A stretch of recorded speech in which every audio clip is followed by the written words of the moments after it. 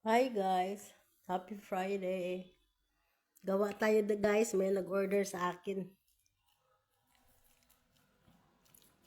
Lumpiang Shanghai guys, para sa linggo. Yung, mabuti nakahanap ako ng wrapper ng ganyan. Samahan nyo ako guys. Umpisahan na natin ito. Hindi ito para sa bahay guys ha. Order to.